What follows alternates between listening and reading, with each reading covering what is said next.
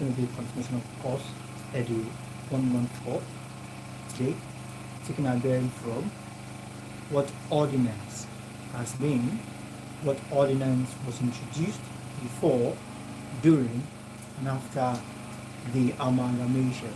Speaking of ordinance, talking about educational, ordinance. Of this we'll be considering in today's class. With this being said, let's just get into it. Okay, so we have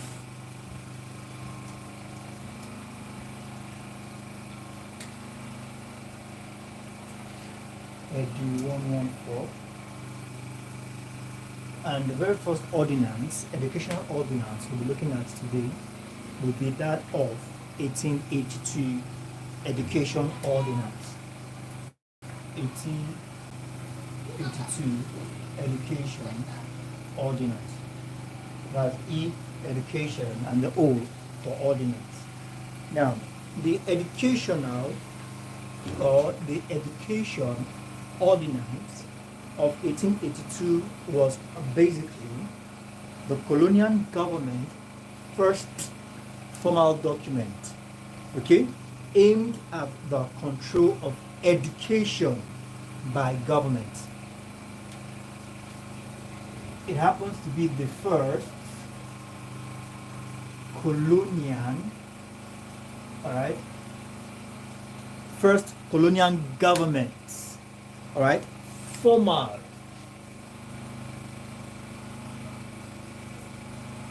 You know, when we say ordinance, ordinance is more like a structure, like a rule, a guide, a regulation for a particular program. I think I need to reduce the backlight. It's a bit too bright. It's reflecting on the screen, on the board. Now, speaking of ordinance, ordinance can be considered as a rule, a guide, or set of instructions guiding against a particular program, how things should be done in that particular program. That is more an ordinance, but an ordinance is not just an ordinary instruction, but it has a legal backing. So now the 1882 Education Ordinance happens to be the first colonial government formal document. It happens to be the first colonial government document, and with intention, this document basically was targeted at controlling education by the government, in quotes, the colonial government, in 1882. Now, this happens to be the first colonial government, formal document aimed at controlling education by the government. That is to say that before then, series of instructions, series of principles has been laid down, but they have not been legally acknowledged. But the 1882 ordinance, education ordinance, happened to be the very first official attempt. That is to say that previous attempts, on educational matters are unofficial, but the very first official legally recognized education ordinance happens to be that of the 1882, which was the first attempt by the government towards education. Now, this ordinance covered Lagos and Accra, which were under one administrative authority. Covered Lagos and Accra. They were under one admin authority. Lagos and Accra then happens to be under one administrative authority.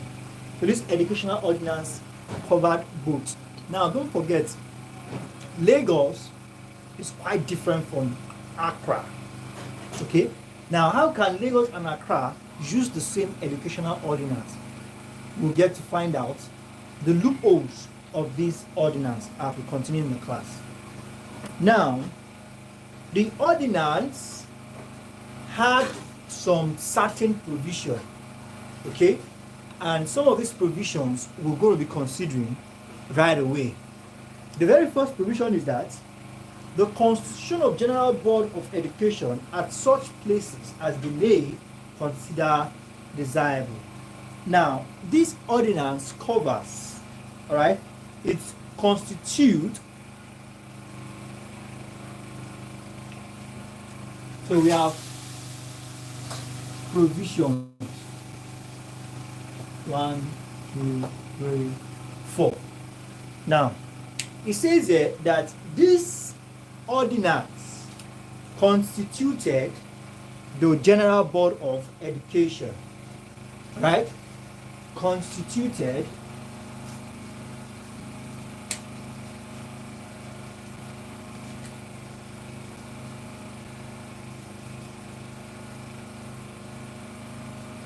the General Board, all right, the General Board of Education. General Board of Education, constituted General Board of Education.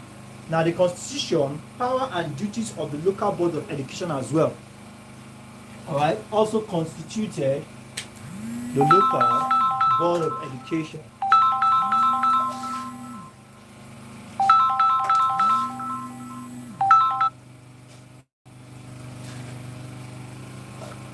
Constituted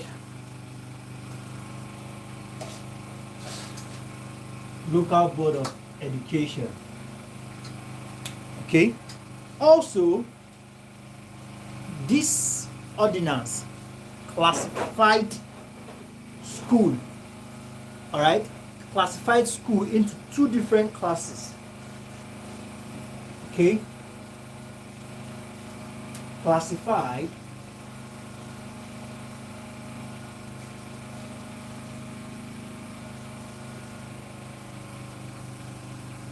into two. Schooling, okay. The very first is government schools, all right, and private schools. Government schools which were maintained entirely by the funds, all right, by the funds of the state, okay, by the funds of the public. So we have funded by the public, all right, and we have the private, funded by private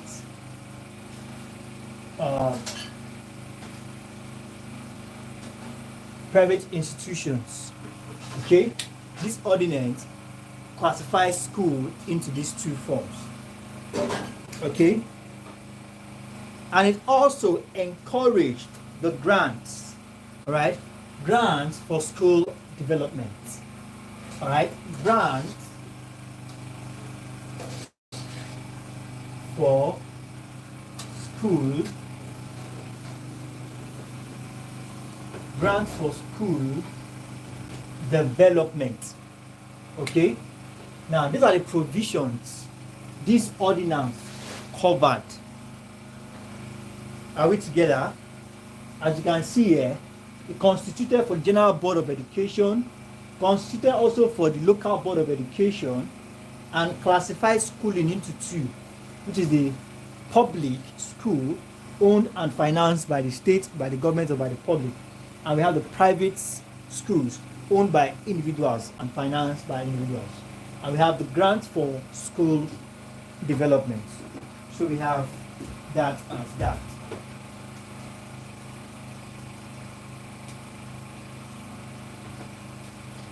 Now let's continue and let's quickly see some of the importance, all right, some of the importance of this ordinance.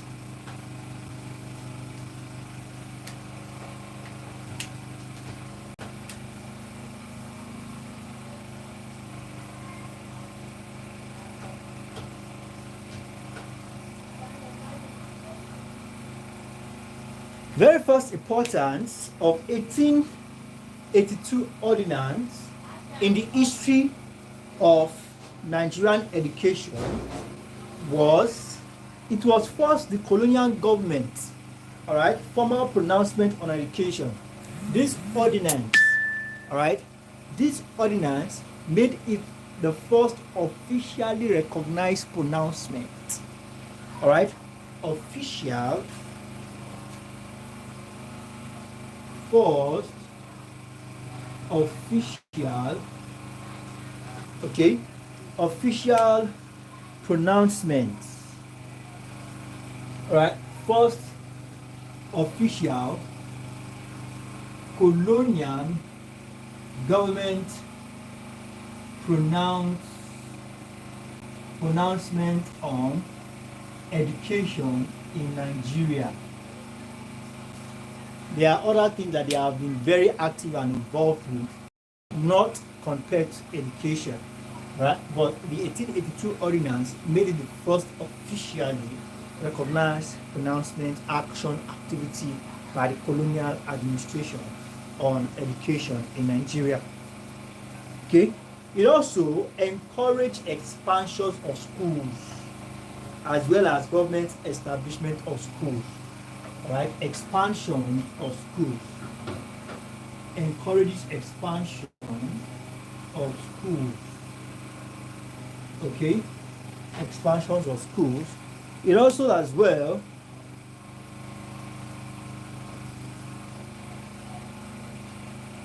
it encourages what we call the what admission and education of helpless children.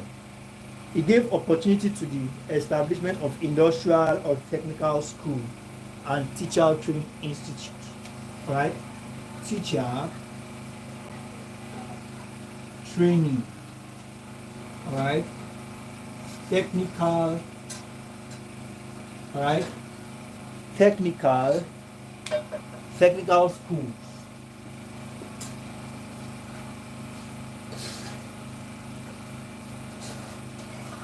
What are we saying in essence is that it encouraged the development and expansion of technical schools, development and training of teachers, and expansions of schools. Governments were involved in building of schools now, okay? And it was basically the first official. Now that they have officially announced that they are particular about schooling system or school in Nigeria, it became their responsibility officially to improve the particular system, all right? To improve upon schools that has been and newly developed ones. All right. So everything that is good does have its shortcomings. So what are the shortcomings of this ordinance? Very quickly, we are going to look at very few of them. Actually, shortcomings, the problems.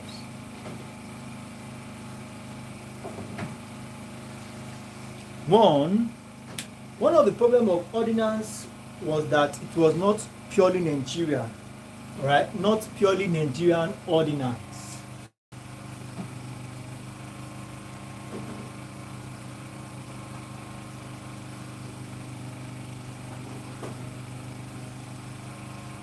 Okay. We also have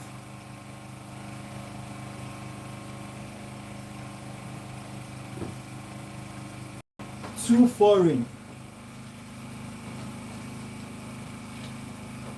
Okay, too foreign. The indigenous people were finding it difficult to cope with the system.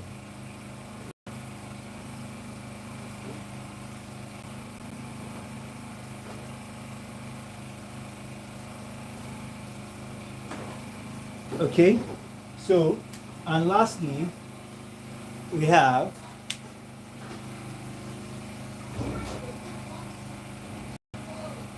too identical.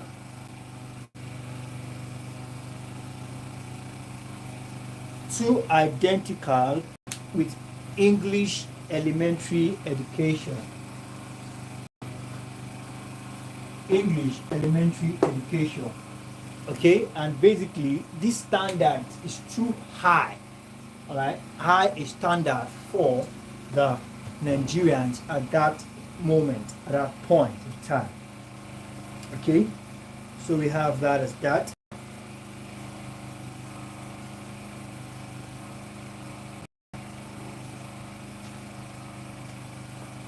Now, let's quickly talk about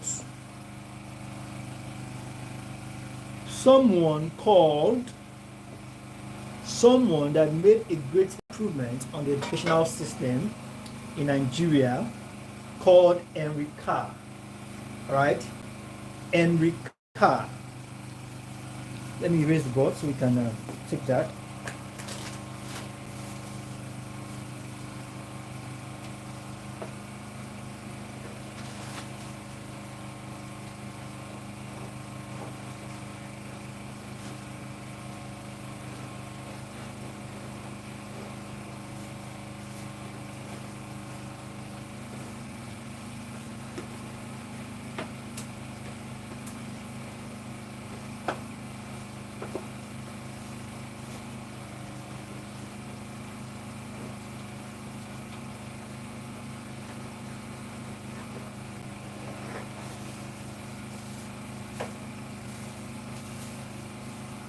Henry Carr was the only son of Mr.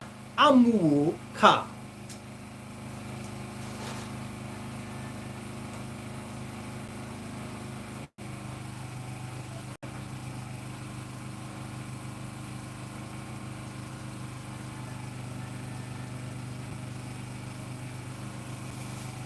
Only son of Mr. Amuwo Carr.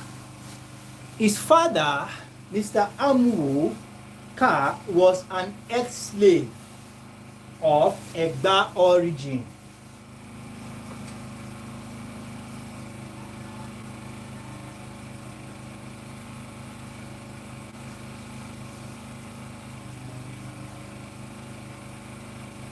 Ex-slave of Egba origin.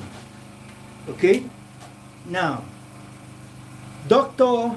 Carr was born in 1863 and he studied in Lagos and Sierra Leone. All right?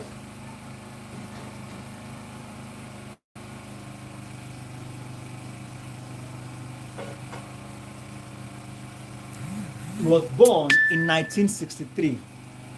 Okay? And he studied in Lagos and Sierra Leone.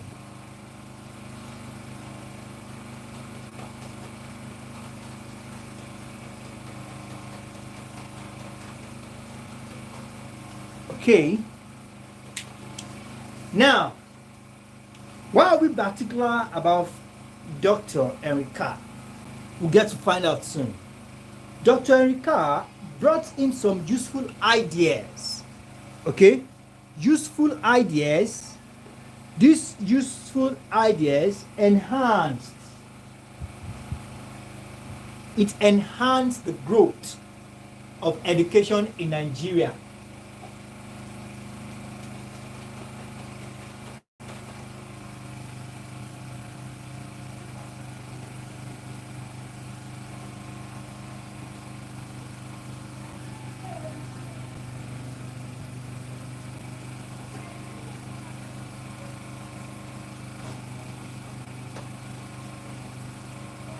It brought in some useful ideas that enhance the growth of education in Nigeria. For instance, he advocated for the first government school. All right, it was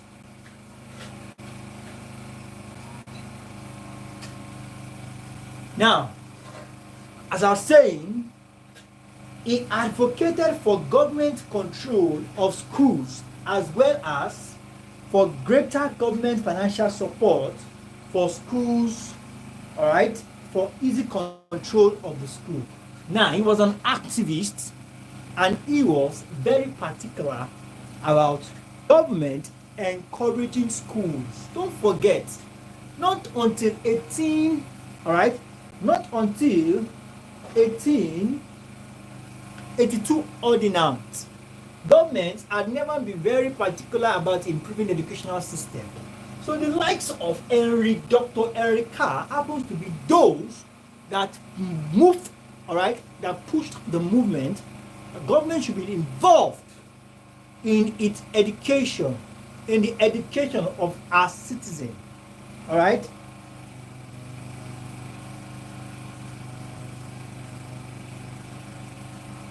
Now, it was also in his time that the first government school was established in Lagos.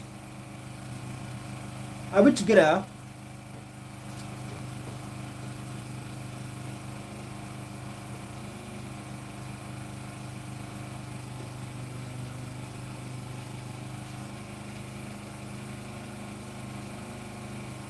Government control of schools, and in its time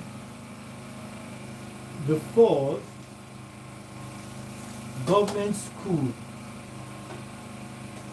was established where? In Lagos in 1899. Okay, the first government school was established in its time in Lagos in 1899. All right, so we have that as that.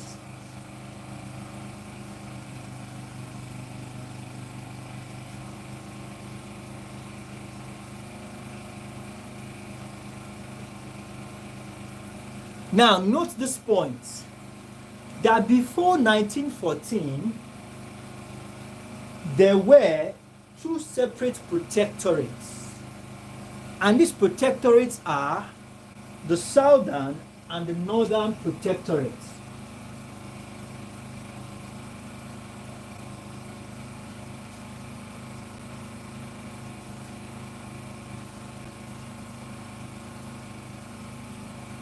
All right, Northern and Southern protectorates. Okay, so it was in 1914, under the supervision of Lord Bigard, he merged these two protectorates together as one. Okay,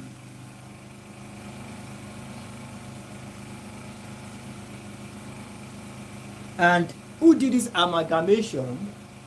The joining together of this protectorate, that was mean by amalgamation, was under the supervision of Lord Frederick Lugard.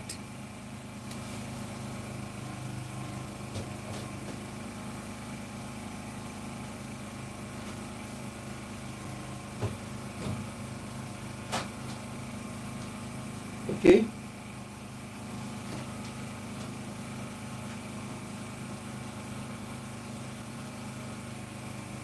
By Lord Frederick Lugard.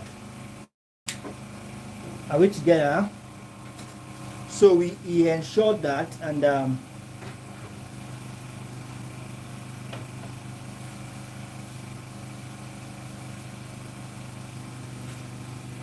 so after the amalgamation, he set up two different, okay? He set up two different boards of education. One was for North and the other was for South. Right? One board of education here, one board of education there. So we have that as that. And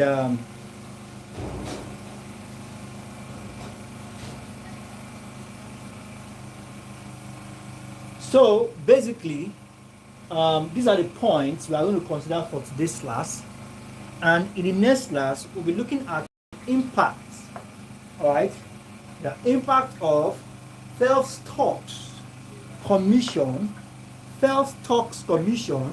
on education development in Nigeria. Okay, please let's keep our notes up to date and let's submit them to the appropriate quarters. Thank you very much, everyone, and I look forward to seeing all the subsequent tutorials. Do have a wonderful afternoon. Bye.